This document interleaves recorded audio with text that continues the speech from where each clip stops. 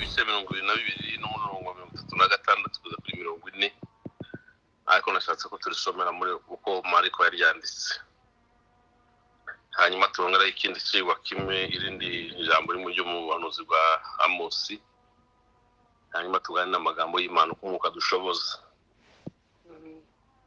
kadusome mu izina rya Yesu byanditswe aravuga ngo nukumwe mu banditsi yumvise bazipaka amenya yuko abashubije neza amwegeramo azati mbese itegeko ry'imbere muri ayo yose ni irihe Yesu aramusubiza ati ry'imbere ni iri ngo umva Isirayeli Uwiteka Imana yacu niwe mwami wenyine nuko rero ukundisha Uwiteka Imana yawe umutima wawe wose n'ubugingo bwawe bwose n'ubwenge bwawe bwose n'imbaraga zawe zose rya kabiri ngiri ukunde mugenzi wawe nk'uko wikunda nta rindi tegeko rishayo ngayo gukomera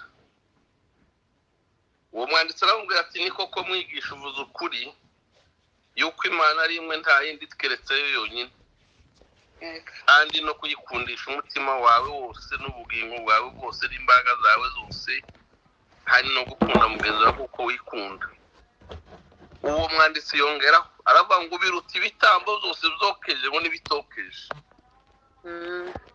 Yesu abonye amushubizanye ubwenge aramubwira ati nturi kure y'ubwami bw'Imana aho mwaca karongo nongiye kuganira nturi kure y'ubwami bw'Imana nubwo shiraho za comment izindi runaka umutwe w'ijambo nturi kure y'ubwami bw'Imana nuko ntiyagira undi wongera gutinyuka kugira icyo amubaza tuje mu buhanuzi bwa Amosi ibice 8 umurongo wa 11 ndamanuka n'ikiyo gatoya hepfo aho mbagarira naho yarano yaravuga ngo dore iminsi izaza ni Uwiteka Imana ivuga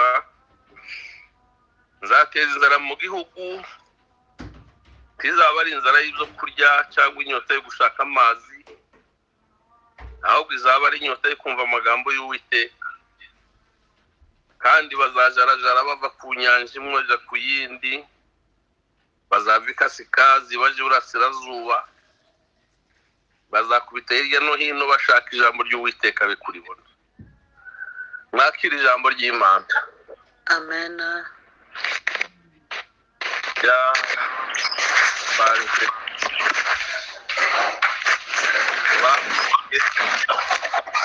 mwese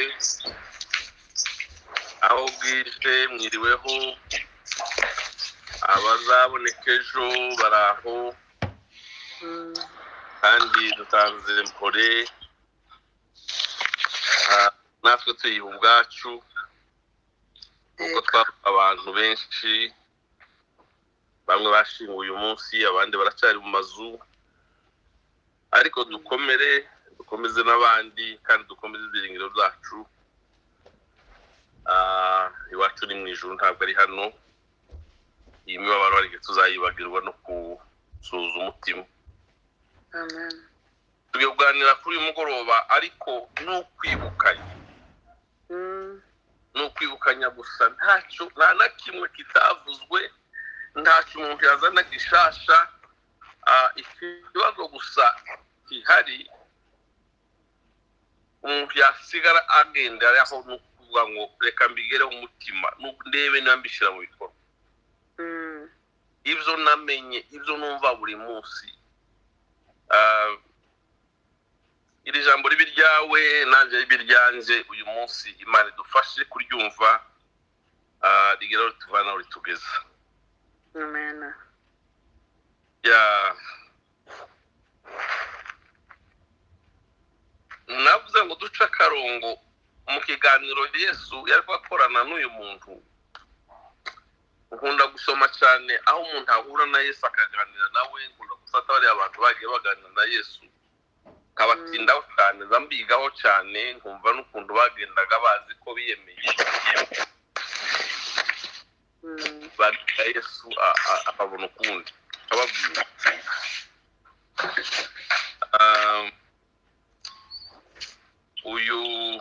mugabo tuvuze turaza kuvuga neza ko yari ateye nuko yibwiraga ariko representa abantu benshi muri iki gihe. Ijambo rivuga ngo kuri ubwami bw'Imana ariko unaniwe kubwinjiramo. Narabitekereje nsanga ko bishoboka ko abantu benshi bari mu kuzerera hafi y'ubwami bw'Imana ariko batabwinjiyemo. Wabareba ukagira ngo baburimo kandi burya ngo ntakirusha umutima w'umuntu gushukana. Umuntu agahora gutyo kuva bimenye, kuva avutse akavukira mu itorero kugeza uyu munsi akaba yakwibesha ko ari mu bwami bw'Imana kandi ari kure yabo cyangwa buri hafi, nk'uko yamubwiye ngo amaze kumviza mushubije ndaza kwivuga hepfo. Yesu aravuga ati wa mugabo ntabwo wari kure y'ubwami bw'Imana ariko ntibabwinjiyemo. Ndabitekereza ndabikura muri iki gihe nsanga abantu benshi bashobora kuba bari mu kuzera iruhande rw'ubwami bw'Imana ariko batarabwinjiyemo. Ikiza kuri urubuga cyangwa itorero ryacu tuticara hamwe ngo tuvugane nubwo tutarebana mu maso, ariko numva ari abantu bakuru bakijijwe batagikeneye inyigisho z'ibanze zihabwa abavutse vuba ngo bigishwe umubatizo, upfa no kuzuka kwa Yesu ndetse no kuzuka kw'abapfuye. Ntibagikeneye inyigisho zo kwihana no kubabarirwa, waramuka ukinangira ariko urabizi warabyigishijwe. Ntibakeneye ifunguro ryera, kwisuzuma no kwinira ukimenya, barabizi. Ariko bashobora kuba bari batari kuri ubwami bw'Imana, bari ahantu hafi gusa bakaba ariko batarabwinjiramo. Gusa icyo nkundi rubuga mbabonye ndi mu kubona abantu bose iyo mbumvise ni abantu bakijwe kandi Imana ishimwe ko ibo dushobora kurya ibiryo bikomeye kuko amagambo ari mu kubavugirwa. Abashumba bage bacano bose amagambo batubwiye waramukukanirwa kumva ukinangira, ariko yemwe ababandi ntacyo batakoze cyane. Afata umwanya we agasengera ijambo akaritegura akaza akarivuga akabiga ikoresho, ijambo rikajya mu mitima ariko rigasa nk'iryaguye mu nzira inyoni zikaritoragura. Gusa Imana ituri muri iyo kategori. Twebwe aho tugeze ubu turabogwekenye ibikomeye tukava muri ibi byose. Turi mu kubona abantu basa nk'aho bahaye bababa bagenda bamamata bakaba batazi icyo babakora. Tukaba twagaba nk'uyu Yesu yabwiye ngo ntabwo uri kure y'ubwami bw'Imana kandi yagiye azi ko bose bari bumushime nawe ari bumushima akamubwira ati ibyo ari buzosora umugabo wowe wabwinjiyemo.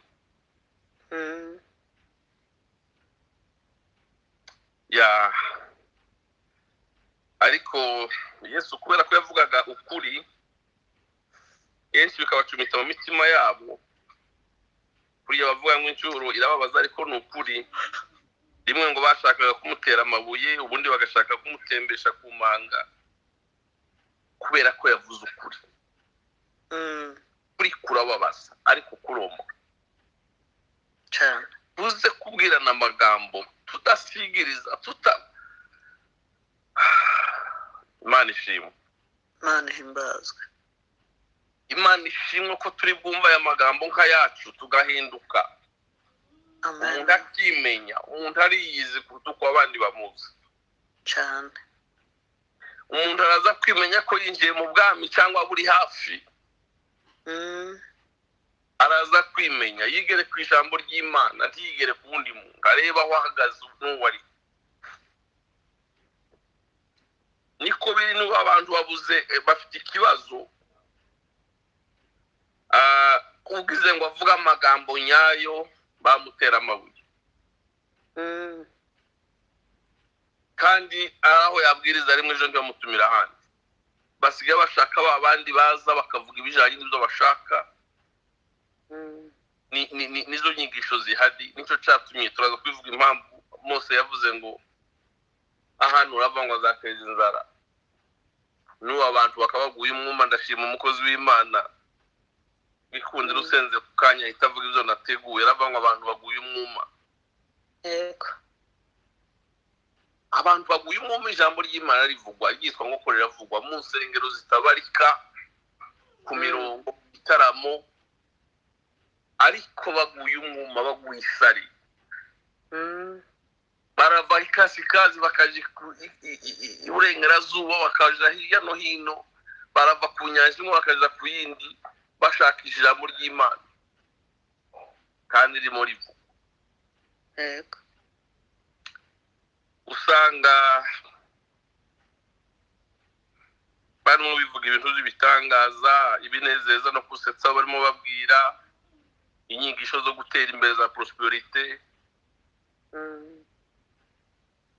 Ariko ndashimira abashumba bacu bari hano, bari mu kugaburira indyo yuzuye kabisa. Ufite amatwi yo kumva yumva umwuka abwira amatorero. Yego. Ababyeyi batakira Imana buri munsi, Imana ibaho umugisha. Amen. Kandi mwese Imana nimudacogora nimutagwisari n'ukuri muzasarura. Amen. Amen. Hari n'ijambo rishya dutegereje kuzumva, komeza kwibukanya gusa ngo tutibagirwa. Yego. Kandi ko ubwiwe uzugara umutima numva ari kitagenda neza, uko hayuburirwa buri munsi ugaragaze kugenda wishira ku munzani witunganya mu gihe cyose ugihawe amahirwe. Kuko aho wicaye hariho gusa, wicaye hejuru y'ubutaka bwa kwasaba umwanya wose ukakumira. Amen. Ariko umanukanye ibyiringiro bifite kwezwa, ukabimanukana kuri ya myugariro ukicarayo, bizakuzamura kuri wa munsi uzasanganira umwami wawe. Biteye agahinda ibivugwa n'abavugabutumwa ba none, ibyo Mose yabonye ko abantu bazagumuma kandi ijambo rivugwa. Yaravuze ngo sinzateza inzara gushaka ibiryo cyangwa gushaka amazi, nzateza inzara yo gushaka ijambo ry'Imana. Abantu usigaye uteranira wareba ibyo bavuga, wumva ibyo bakora, wumva uko babigisha, ukibaza aho kugenda nk'ugiye gutura imitwaro no kumva ibiryo ushobora kurya byo mu rugendo, ugataha gutya ugataha ubabaye. Usanga ubwabo muri abo bitwa ko bavuga ijambo mu gihe cya none, ubwabo ntacyo bafite, niyo mpamvu nta nicyo baheza abandi. Ntabwo ari ibyitegererezo, nta rugero botanga mu bandi, ntacyo bafite gishobora gufasha imitima ishaka gusubira inyuma ngo ibe yakongera kugira imbaraga ngo igaruke. Ntacyo bafite gishobora gufasha imitima ishaka kumenya iby'Imana ishaka. Inyigisho zahindutse ukundi, za bindi byavuze ngo mu gice imbere ukazaba bigisha benshi, kandi bishoboka bazayobya benshi. Batanga za message ziri vide, ama message sterile, ama message y'ingumba atagico yabyara mu muntu, zidafite iryo yuzuye. Ariko ndashima Imana ko hano turi mu kumvira amagambo akanezeza umuntu, ukumva kugejeje ahantu kanaguzemo imbaraga. Amen. Amen. Haleluya. Hallelujah. Usanga inyigisho zaba ari zinezeza irari ry'abamwumva, aho kuvuga ubutumwa bwiza buzana abantu mu bwami bw'Imana, ahubwo butera bumva gucika ku ngeso, aho kuzivuga ngo bacike ku ngeso. Usanga ahubwo ni nk'abantu gusa bihora mu bintu gusa bya mudu runaka, n'uguterana ni nk'aho bahinduye nk'ibyo bazaga binezeza mu z'umubiri bya kera, babihindura bija mu itorero, ugashaka kirimo cyihariye. Niho cyatumye ingaruka reka manza vugira ijambo ry'umuhanuzi Mose, wabonye ko ari inzara izatera, usanga ari ubungu. Iyo batigishije inyigisho z'iterabwoba, usanga bigisha zo kwiyogeza ubwabo, inyigisho zo kurangaza abantu ngo batunamuka bakareba Imana. Nukuri biteye agahinda. biteye agahinda. Bagera kubahanura bagahanura ibinyoma by'amaco y'inda, ntibatinya no kubeshera Imana ngo Imana yavuze kandi itavuze. Kandi Imana ivuze nta cyawuzi icyo yavuze kuba ntibyashoboka, iyo ivuze biraba. Yego. Ariko umuntu akirahira imbere y'abantu ngo Imana yamubwiye akabeshera itabeshya, Imana tubabarire cyane. ukibaza ikizamukiza icyo cyaha, ukibaza bikagushobera.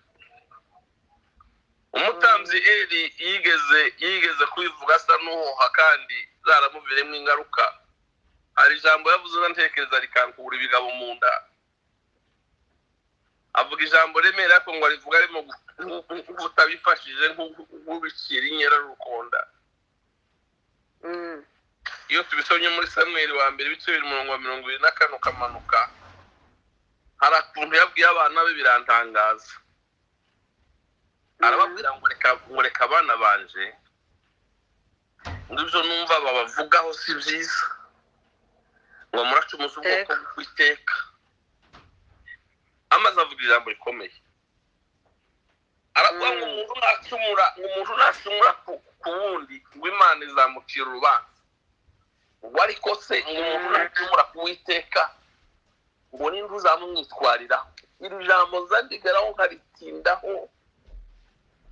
Nagucumuraho uri umuntu ukagusanga tukitunganya, nagucumuraho numva atakushikira ngasanga Imana nkiyerera nkayirira ikambabarira.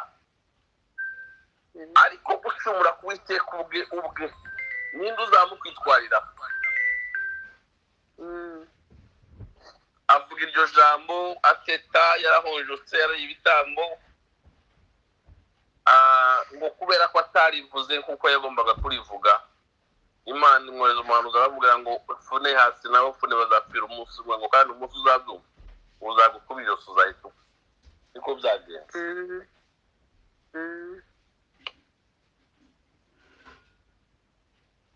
Ijambo ry'Imana nibwo buhanuzi nyakuri, ryari ko rivuga impande zose kandi avuga ku buryo butangaje. Dore n'ubu bizakorwa kuri za media, bizakorwa mu buryo bw'itumanaho, ariko abantu baguye umwuma. Iyo ureba kuri za media abantu baba bakora, umunyabwenge bitaho bakamenya aho tugeze n'ibihe byabisatiriza. Abantu baguye umwuma, ntabakizwa, ntabahinduka, ntabamenya, ntatandukanye n'urya baryumva n'abataryumva. Kandi aya magambo tuza twumva buri munsi, Bibiliya zituvuga ngo natadutsindisha wazadutsindishiriza. Usanga kenshi baheze mu turirimbo gusa, amagambo abiri, uturirimbo dutatu, haleluya 15. Kibaza abantu baguye umwuma, ijambo rivugwa baragaragara barishaka, baradrivinga bakagenda amasaha n'amasaha, yashika gataha gutyo ntacyo yumvise. Hari inzara ijambo ry'Imana, ati Imana ishimwe ko kuri uyu murongo twahasanze amagambo y'Imana mazima.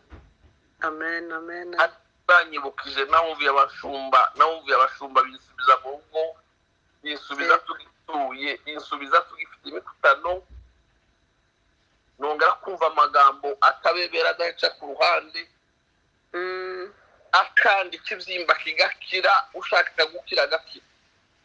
Navuga ngo Mana uhabwe icyubahiro kuko uzugira inzira nyinshi zo kuburira abantu. Amen.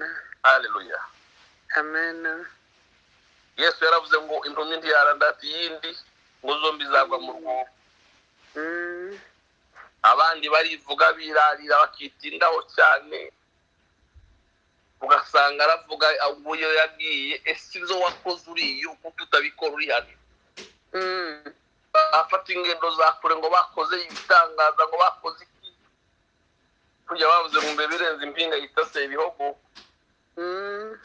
Baba bariyo ngo bakoze ibi n'ibi, baba muri kumwe ntakore n'izakwirukana umuvu. Ariko ukibaza ese kuko aravuga kandi abo bantu batindangaza baba bageze ahantu abantu bagahurura bakaza kumva mwashaka mugataha ntacyo mwumvise keretse amatwi gusa asigaye ameneka kubera ibyuma biba birangurura cyane. Abandi barasoma gusa ibyanditswe ariko ntibavuga ibyo byanditswe bivuga. Ibisimbano zabo byo kuryoshya inyigisho zabo bituma bacurika ibyanditswe byera. Basigaye bavuga amagambo iyo yakayisoma yicuritse akayihindura ashaka uko ashaka ko ariko ashaka kuvuga ngo abantu bamwumve yikurira abantu bamwemere agacurika amagambo y'Imana. Birababaje bene data wamwegera mu mazu ariko ayo magambo wavuze iyo bari nk'umutinyuka ayo magambo wavuze ufite reference zayo akakubwira ngo ni kumwuka yambishuri kako ta reference yabona ukibaza umwuka wari wo uko ari imyuka myinshi si umwuka wera twaha udashobora gukora cyo. Dufite ikibazo cy'amatsinda abiri haba mu matorero haba mu miryango haba mu bashakanye hagati y'abana n'ababyeyi haba mu moko muri sosiyete wagera mu bwoko bwacu ugasanga ibintu aradutimiriyeho rwose. Dufite amatsinda abiri waraziviwe. Amen, amen. Ko turumvikana neza? Yego neza cyane. Nayatinzeho nyatekerezaho dufite amatsinda abiri n'ikigege cy'abafarisayo n'abanditsi. Dufite groupe y'imbohore za Kristo zo muri Kristo. Ziteje ibibazo zimwe muri zo si zose. Zimwe muri imbohore zo muri Kristo ziteje ibibazo ahantu hose. Hakaba n'indi tsinda ry'imbata za Kristo. Yabatwara imbata rwose kuko icyo umuntu akunda kugira imbata. Imbohore ntiyari izina ribi no mu byamuzanye nicyo cyamuzanye ngo tubohore tube imbohore. Ariko uburyo babohotse mu guteye inkeke n'ikibazo. Imbohore mana we impano zose z'umwuka imbohore barazifite ariko zitagira imbuto namba. Zigira icyo zigomwa kandi zigakabya gukiranuka mu magambo imbere y'abantu wagira ngo n'abamarayika. Ariko uburyarya bagira baburusha abafarisayo. Amagambo yo gusebanya ava mu kanwa kabo ni umuriro utwika. Ibyongorerano byo kubeshya no kubeshyera abandi ni inkota yica. Ishari rivanze n'ubugome ryaragwiriye kandi bitwa ngo korakorera Imana kandi bakabivuga mu izina ry'Imana. Bateza urwango mu abantu ukizere kirashira kugeza naho abavukana batakirarana ngo bayarara aho umwe ari cyangwa ngo baturane.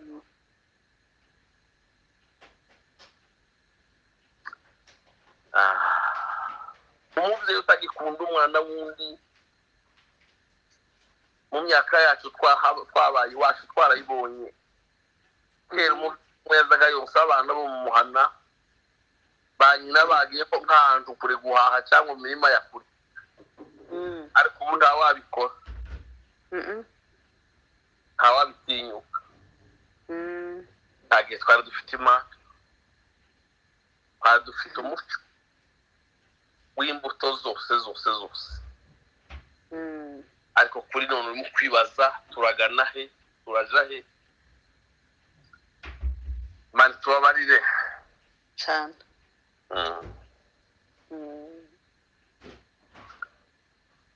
kuryoshya inkuru z'abasitaye n'abagize intege ugasanga barishimira gukiranirwa kw'abandi kibaza ko uyu muntu yamenye Imana. Ariko Petero Pawulo yandikira Abaroma ku bice 15 umurongo wa mbere uhereye aho bari kwababwira akavuga ngo twebwe abakomeye dukwiye kwihanganira intege nke ngo z'abadakomeye. yego undi twinezeze umuntu wese muri twe ngo anezeze mugenzi we kugira ngo amubere inyunganizi amukomeze.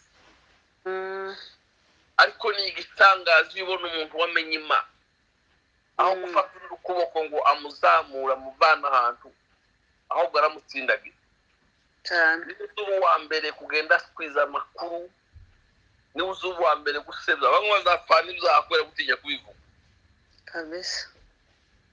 kubera ijambo ry'Imana bararijambuye bararifungura rihinduka ukundi kuntu, ariko ntacyo bazarihindura kuko ni ijambo ry'Imana. isi n'ijuru bizavaho nta kizava ku ijambo ry'Imana.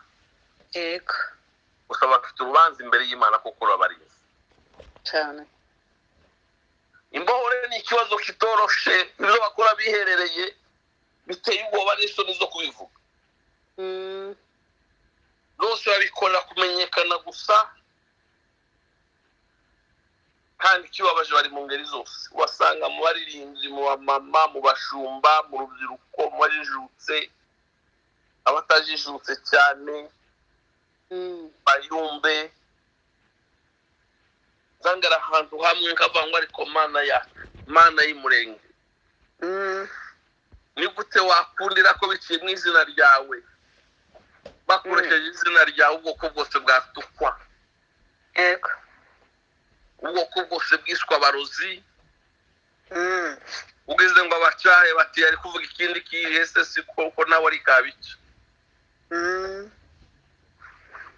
ariko se umuntu yatinya kubabwira Bibiliya avuga ni umutima utagucira urubanza uratinyuka imbere y'Imana. yego iwajibu we tuguhaguruka ubu ngubu tukavuga ubutumwa. amen.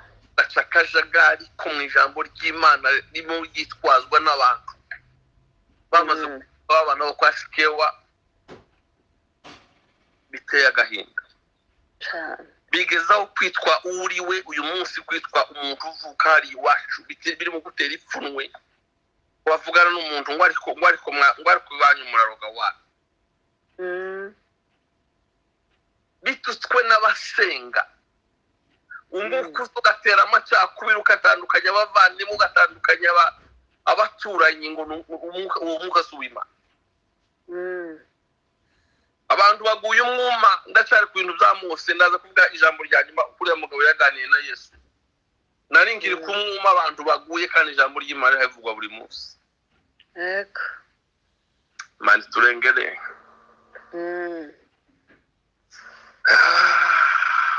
ugasanga bateje urwikekwe mu bantu, urwikekwe rwarabaye. umuntu wese uramureba n'uwizeraga ngo yayingurira ngo uzamugendeho gahoro, kandi abivuga bitwa ko ari abantu b'Imana. bateye amacakubiri n'ibindi. Imana yambwiye itavuze, Imana iza guteranya. si Imana yaduhaye umucunguzi, kese ari Imana y'ikigirwamana. ubwoko bwose babwambitse igisebo, igitusi n'icyayi kibi cyane. dufite icyasha kiri mu guhanda mu mitima, ariko ni kurya bavuze nyine ngo gutuka nta gutorera. ariko dufite uwadutukuye, dufite umwuka wera, dufite amaraso ya Kristo yatugize abageni. dufite kuzahagarara tukabwira abantu, tukabereka ukuri kw'ijambo. bashumba bari hano, babyeyi musenga Imana. ubwoko bumaze guhinduka nk'ubutariho, bugenda butakaza n'ibyazo zose n'umuco n'ibindi, kugeza no gutangira gutakaza iby'ijambo ry'Imana bakabikoresha mu nyungu zabo. burimo buragenda bugana kuzarangira, ariko ntibizaba kuko dufite Imana. amen. miraba umurimbyi yaririmbye ntizabura, ariko icogoza arahari. yego zatumye umuhanuzi Mose avuga ngo bazajarajara bave ku nyanja imwe baje ku yindi, bazava ikasikazi baje iburasirazuba, bazakubita hirya no hino bashaka ijambo ry'Uwiteka be kuribona. izo mbohore zimwe muri zo zaziririmba neza, nyamara ni nk'imiringa ivuga gusa. yego zikitwa amazina akomeye, nyamara wasanga atazwi n'Imana. amen. zisenga amasengesho atondekanije y'urudaca, kimwe n'abafarisayo ariko bakaba banebwe muri byose zikunda ibyubahiro aho zigeze hose ngo bahabwe ibyubahiro kuruta ndetse n'uwo bakorera ariko we ntiyigeze ashaka ibyubahiro abantu bakabatangira ubuhamya bwiza nyamara ubwabo bagendana imiti bibacira urubanza bakagira ipfunwe ridashira mu mitima yabo nicyo cyatumye umuhanuzi avuga arabibona bitaraba aravuga ngo Imana izateza inzara gushaka ijambo ry'Imana ikibazo abantu bahora mu bitaramo basirimba buri munsi bakurikira ibintu bakurikira ibyo basoma ariko wareba ibikorwa wareba ukuntu baguye umwuma ijambo ry'Imana ririmo rivugwa yitwa ngo riravugwa gatera agahinda abo niwe yavuze ngo ntibari kuri ubwami bw'Imana ntibari kuri ubwami bw'Imana bazi iby'Imana ariko ntibinjye ariko imbata z'uwo mwana w'intama w'Imana ibuza byinshi ngo zinezeze shebuja zigira imbuto z'umwuka wera zicisha bugufi zigandukira shebuja ari we Yesu zirizera nyabyo kandi mu bihe byose tizika zo gukiranuka kwazo ahubwo zahora n'inyota yo gushaka gukiranuka ariko gusa ni bakeya niba abandi Yesu yavuze ngo ni kunyura mu nzira ifunganye izacamo bake nubwo wahamagawe benshi twasomye twasanze ikiganiro cya Yesu ngiye gusoza ntabarambira twasanze hari umuhanga mu mategeko igihe cya Mose yasanze aho Yesu arimo kubwira abantu amwumvana ubuhanga icyo avuze cyose akagisubiza nawe ngo aramwegera ashaka kumugaragaza kugira ngo mu byo wavuze byose njyewe ndashaka kukubaza itegeko riruta ayandi mategeko iry'imbere mu yandi mategeko n'iri Yesu arabimubwira byose iri tegeko amubwira amategeko abiri gukunda Imana n'umutima wawe n'imbaraga irya kabiri ukunde mugenzi wawe kuko wikunda wa wundi nawe yama yahurutura yama yasubiramo ati koko ibyo uvuze mwami niko bimeze arayavuga ngo aje gusoza amubwira ngo biruta n'ibitambo byokeje Yesu ntiyari yahavuze wenyine arivugira ngo biruta n'ibitambo byokeje ngo nibitokeje Yesu ngo nibwo yamushubizanye ubwenge aramureba atari mbega umugabo utari kure y'ubwami bw'Imana ubujijwe n'ubusa no kwiyemera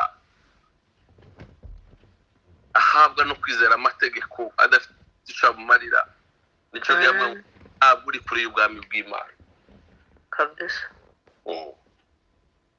yari yabonye ko ntibakundaga Imana ntibakundaga n'ababo itegeko ritayandi yose no gukundisha Imana umutima wawe biriya byose yavuze ugakunda na mugenzi wawe ntabyo bagiraga ibyo bari bafite byose ati imbere y'abantu ngo amusubize gutyo bari kwamwumva bose bari bazi batari muri ya mugabo yageze aho agomba kugerwa ibyo byose turamuzi turamwizeye ngo babonye amushubije gutyo nawe ahonza yavuze ukundi yavuga ngo bararuca barumira ntiyagira undi wongera kumubaza Yesu yari yabonye ko bakeneye kwihana no kubabarirwa ariko ntabwo bari babizi bari bazi ko ari abakiranutsi kubw'amategeko icyo yakimubonyemo ahita amubona amusoma mu mutima yagiye yigize shasha amubwira ngo mbwira amategeko nawe ngo aje kuyasoza ati rwose ibyo ni nkaho ni kuvuga ati narabyujuje kandi ibi biranaruta n'ibitambo byokeje n'ibitokeje Yesu ati uyu mugabo afite ubwenge ariko ko arakabakaba ntiyije mu bwami ni nkaho yakamubwira atari kwa mugabo uwo bumenyi ufite bw'amategeko iyo bujana no kwemera icyaha no kwihana no kumenya ko ukeneye imbabazi no gusobanukirwa wari kuba mu bwami ubushize twaraganiriye turavuga ngo yaramubwiye ngo usigaje kimwe, ariko uyu we yaramubwiye ngo uracari kure y'ubwami bw'Imana. Yarazi ngo ubwazi byinshi kuko abandi bamuzi, yarazi ngo amaze kugera agomba kugerwa.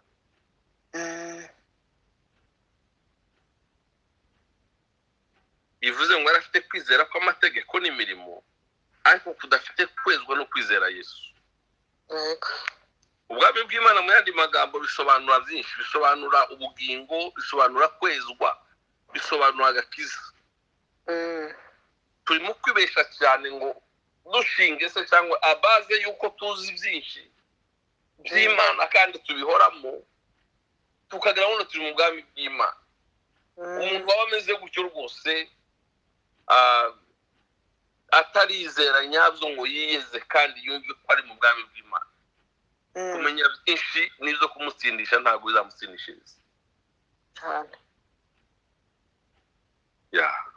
Ni ngaho Yesu yamubwiye ati ariko ndabona uzi byinshi, ukora byinshi kandi byiza, abantu barakwemera, ijambo uzi kurivuga kandi urarizi, uzi amategeko, uzi icyiza n'ikibi, uzi ikizira n'ikitazira, uri umunyabwenge,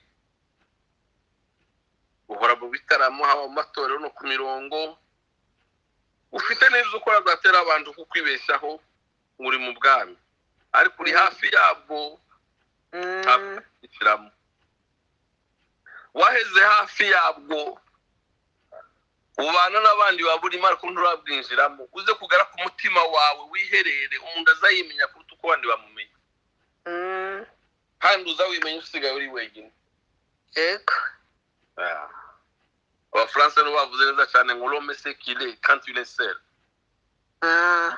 Azaba umugabo yari wenyine akamenya uwo ari we, utari kumwe n'abandi, udawivuga ibigwi, niho uzumenya ngo iki kintu koko ntabwo umutima unciraho urubanza.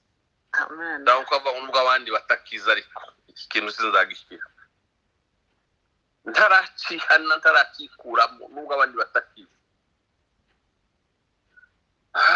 Imana tubabarire cyane kabisa. Yesu yamugaruje neza adashaka kumucira urubanza ngo ahita amutoza amubwire ngo nta gakiza nkubonamo, ibyo uvuga si byo ukora, urarunguruka mu bwami gusa. Yaramwe gusa ngo ntabwo uri kure y'ubwami bw'Imana. Watera intambwe yo kwihana no kwizera, wakwinjira mu bwami bw'Imana utizeye amategeko, yiyemeye n'imirimo yawe gusa ngo ari ushingiraho, ariko ufite kwizera gufite imirimo n'imirimo ifite kwizera, wakwinjira mu bwami. Amen. Nanishimwe. Amen. Yesu ati ntabwo uri kure y'ubwami bw'Imana. Hariho benshi rwose mu bakera, bamwe twabatangaho n'ingero n'ubwo umuntu atabavuga bose. Babayeho bazi ngo barejejwe ko barakorera Imana nyabyo, ariko umunsi uruta yindi minsi nubwo yaba ari myinshi iyo ugeze, hari kiza gihinduka. Yesaya ngo yahanuye igihe kirekire simpatinda, arahanura yumva ko yejejwe atunganya akorera Imana, ariko umunsi umwe ngo abona Imana mu rusengero. Yamavuze induru ngo aravuga ati ndapfuye we, munesheje Imana yanje amaso kandi umunyabyaha. No gupfa yumvaga ko apfuye. Niwo munsi yamenye ko ataratunganye. Ariko ngo haguruka umwe mu bakerubi bamukoza, afata ikara ku gicaniro azamukoza ku munwa avuga ngo urahumanuwe. Twebwe twarahumanuwe n'amaraso ya Yesu. Amen. Arabakiducishaho. Niyo abandi Yohana yabonye ngo abona abantu badabasha kubarika, udashobora kubara, babaza bamwereka baravuga ngo bariya ni bande, ngo bari bambaye ibishura byera, ngo baramusubiza ngo bariya n'abavuye mu isi bameshe ibishura byabo mu maraso y'umwana w'intama w'Imana. Imbere y'intebe y'imanza barinze guhabwa byasezeraniwe byabo by'Imana, ibyo Yesu yabafatiye ngo bahabwe amakamba b'ubwami bw'iteka. Arabibona arabibona bitaraba. Bahanuzi babaho ba mbere ni Mose wavuze kuremwa umuntu atarabaho, undi ni Yohana weretswe ibizabaho bitarabaho. Nibo bahanuzi bakomeye babonye ibintu bidasanzwe. Paulo yari intungane n'inyangamugayo kuza amategeko n'umuco w'Abayuda, azi ngo ari kunezeza Imana. Ariko i Damasiko ahura na Yesu. Ahura na Yesu ngo ahure nawe amenya ko ari undi mwami utari umwami azakorera. Yamamuhamagaza ngo umwami we, ngo ninde ndenganya mwami waje. Amwita umwami kandi yarazi ngo arakorera umwami. Abanyamategeko nka Nikodemu bagiye bihishe baje kureba Yesu ngo ashaka gutaka n'igitangaza. Ukita umwigisha w'amategeko mu Bayuda, utazi umugabo yavuka ahongera akavuka. Wari amugendera agiye kumubaza ngo se uzashoboka gute ko n'ubisuva utazavuka ubwa kabiri, ngo birashoboka ko nakongera gusubira mu nda mama akavuka. Nicyo gamwe ngo kiricho cha roho ni cha roho na kiricho cha mwili ni cha mwili. Amen. Ikizarwa n'umubiri n'umubiri kandi ikizarwa n'umwuka n'umwuka. Agenda yombose nijoro ngo atamubona, agenda asobanukiwe Nikodemu amenya ko ari ubundi buryo. Amen. Yaraguye umwuma mu mategeko, yaraguye umwuma mu tudusirimba. Arantu hamwe nigeze gutarama, umuntu yamaguka avuga ngo agiye gutera rero 300 ngo kandi nazirangiza ngo arakora iki gitangaza. Bamwe batindi wanyabuna uradutwara umwanya ndi mureka zitere turebe. Haleluya 300 ntindaziba ari hanika tanze ya mbere ageze kuyica umweze kuza kuri 17 niba nibuka arasara. Za 300 waruvuze ngo nizigera ingike ziyeriko ziraduka ziri hehe.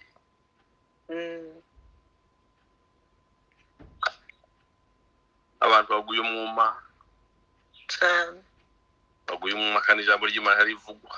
Uyu Bibiliya itavuze izina arashushanya benshi. Bagiye kuganiriza Yesu amubwira ngo itegeko ritagira irindi n'irihe, iry'imbere n'irihe, akamubwira kuri iki. Yarepresentaga benshi mu hari biki.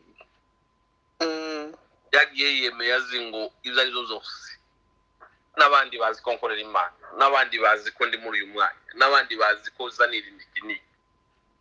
Ariko hari ikindi wenyine uzi kitazakireka winjira mu bwami, cyakohejeje hafi yabo. Uzuvuga ngo uri muri ubwo bwami, ukabubwiriza ngo wabugezemo, ukaburirimba ngo uburimo, ariko uracyari kure y'ubwami, uri hafi yabwo gusa ariko turabwinjira. Niba waba uturimo cyangwa ukabuza undi muntu umugendera uzamubwire ngo uramenye utazaba uri hafi y'ubwami utarabwinjiye. Yego. Imana ishimwe. Amen. Inkuru zose turimo duhabwa izo numvise mu minsi ishize ku bashumba bavuze nukuri.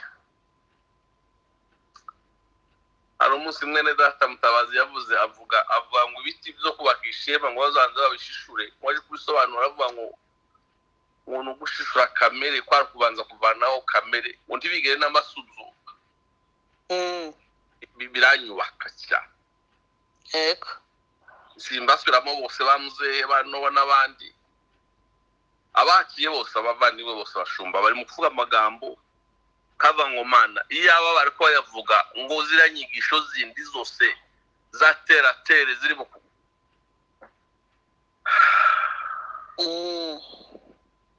bantu baguye umwuma.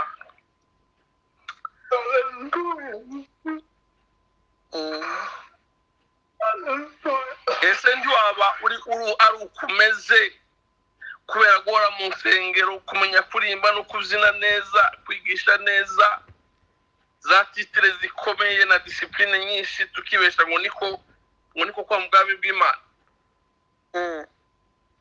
Twirinde tutazaba nk'abandi bazaga bibesha ngo bazata cyangwa se tukazaba nk'abakobwa batanu bajanye n'abandi.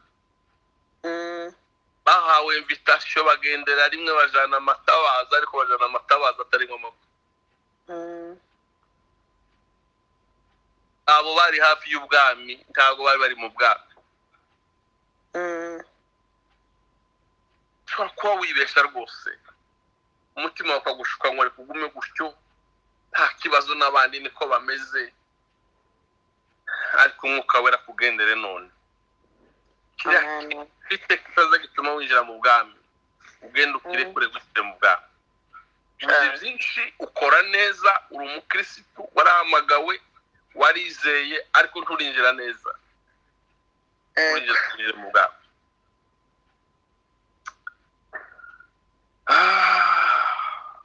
Twifata ukuntu dushaka kwemeza abantu, ariko bishoboka ko utaremerwa n'Imana. Petero wa kabiri, urwandiko rwa Petero wa kabiri igice cya 10 yandikira bene wabo iyo bari bose baratataniye, arababwira ngo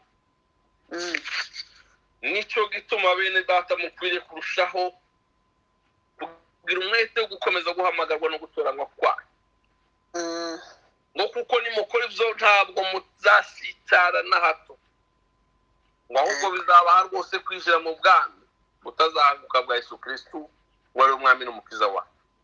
Amen.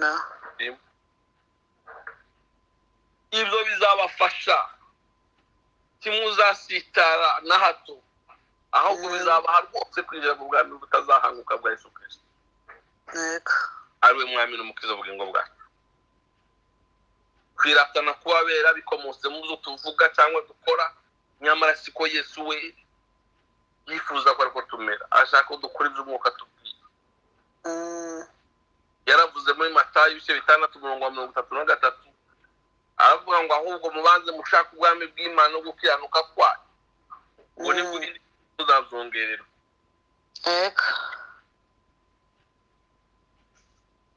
Ngiye gusoza, impano z'umwuka zitari imbuto z'umwuka ziza zisaza, uko nyirazo asaza nazo zirasaza. Twabye n'Imana tukiri batoya, ariko basigara babyinuka byinisha umutwe gusa. Ntizisaza, ariko imbuto y'umwuka ntizisaza. Amen. Imbuto y'umwuka wera uzuyifana ukayijana ukazayiserukana imbere y'Imana. Ariko impano kugenda usaza igenda isaza. Waririmbaga neza agaruka atakiririmbye, wasengaga cyane agaruka acika intege ntabashe kuza umubiri, agasigara umutima kuko imbaraga z'umubiri zananiranye. Ariko impano z'umwuka, imbuto z'umwuka wera ni ikintu utokwamburwa. Uzusiga ibindi byose, ugasiga abantu, ugasiga ibintu, ugasiga imitungo, imbuto zawe z'umwuka wera uba uzambaye. Imirimo yabera gukiranuka ijana nabo. Amen. Nizi imbuto twera. Mureke tureke kurumanga kandi ibiryo bihari. Mureke tureke ukomeza kumva bitagomba kumvikana mu matwi yacu, kandi inyigisho nzima zihari n'abazivuga ni benshi baracyahari. Imana yakisigarije benshi batubwira amagambo kandi akatwubaka rwose. Kwezwa kwiza nuko duheshwa no kwizera no kubana n'abantu bose amahoro. Umeze atyo wese azabona Imana. Kandi uwejejwe ntagorwa nk'ushaka kwiyeza ubwe. Ibishoboka. Kabasubire dusoze. Kwezwa kwiza nuko duheshwa no kwizera no kubana n'abantu bose amahoro. Icyadwa bikamu bwoko bwacu, mu matorero yacu, mu bavandimwe bacu, mu bihugu byacu, n'itorero rya Kristo ryose ku isi, tukabaho gutyo. Ariko uwejejwe ntagorwa nk'ushaka kwiyeza ubwiwe. Afite umweza naho ubu ashaka kwizesha gukora neza, kwitwara, kwivuga, kwiyogeza, biramuvuna cyane. Reka dusabe Imana kwinjira mu bwami bwayo. Kuko yawe buri muri wowe. Ubwinjiremo n'umutima wawe n'imbaraga zawe n'ubugingo bwawe bwose bwinjira muri Yesu. Amen. Nushaka kurinjira n'udashaka kuraguma hafi yabo. Mu burenganzira bw'umuntu. Yesu azafatira ku gakanu ngo akubwire ngo ujamo kumbaraga. Nushaka bwawe. Yagushize icyiza n'ikibi imbere ngo wihitiremo. Nushaka kwinjira urinjira, n'udashaka uzaguma. Fuka amahuri aho ugeze, niba uryamye cyangwa wicaye nta kibazo.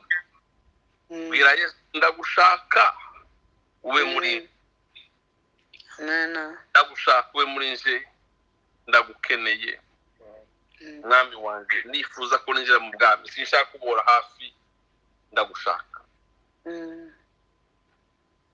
kandi niba hari icyo wasaba Yesu muri iki gitondo n'abandi mukuru y'umugoroba cyangwa se mu masaha ya nijoro kwizeye Yesu uragihabwa. Amen. Uragihabwa. Amen. Amen. Abadira cyahari ngo amaboko musukira.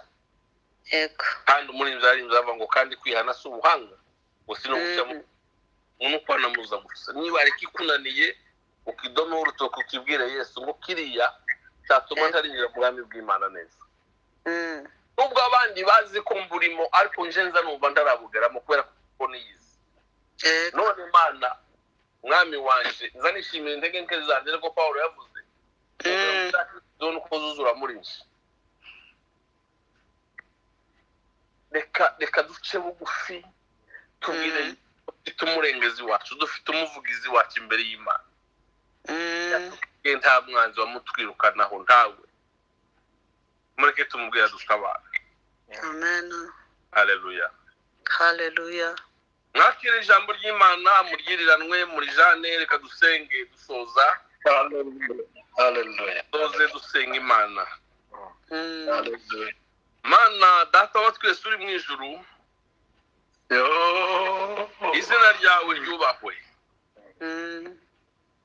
Waduhaye Yesu mwana wawe ukunda. Haleluya. Ukura w'ibyaha by'abari mu isi bose. Haleluya. Kandi ntushaka ko n'umwe arimbuka ahubwo urashaka ko bose bahabwa ubugingo bura. Haleluya. Tumaze kumva ijambo ryawe twifuje kuba no guhora mu bwami bwawe aho kuba hafi yabwo turifuza kubwinjiramo. Aho ndwatwinjiza n'imbaraga zawe Yesu watwitangiye. Wabarira umuntu wese ukwereka ko yarakiri kure cyangwa yari hafi yabwo atarabwinjiramo kubera impamvu runaka. Rafiki